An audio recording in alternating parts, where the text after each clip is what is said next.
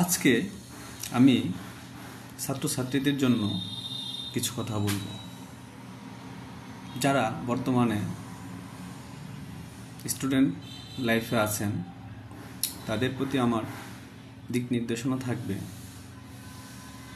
খুব মনোযোগ সহকারে গুরুত্ব দিয়ে পড়াশোনাটা চালিয়ে যাবে।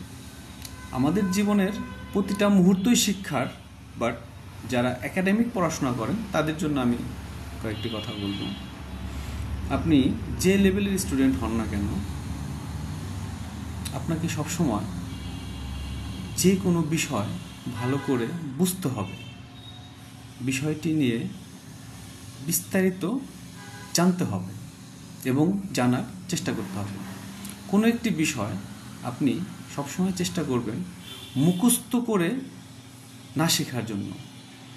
যে কোনো বিষয় বুঝে পড়ার চেষ্টা করবেন। আপনি যদি বিষয়টি বুঝেন তাহলে আপনার সেই পড়াটা দীর্ঘ সময় মনে থাকবে।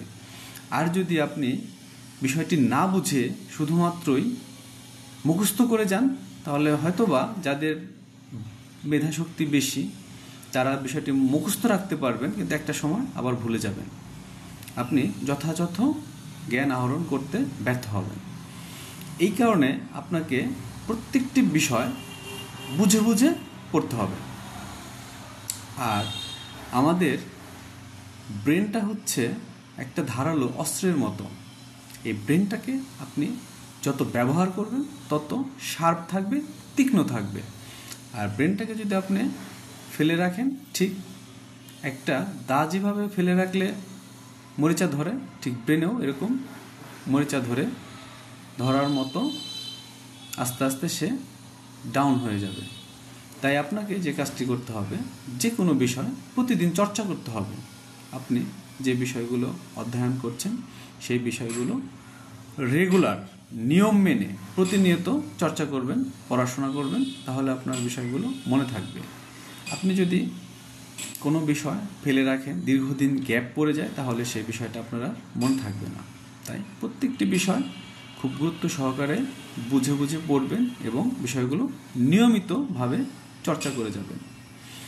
পড়াশোনা কোনো বিকল্প নেই।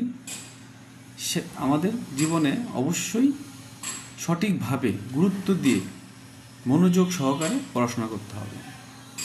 মুখস্থবিদ্যা থেকে আমাদের একটু বের হয়ে আসতে হবে, নিজের ভিতরে সৃজনশীলতা তৈরি করতে হবে।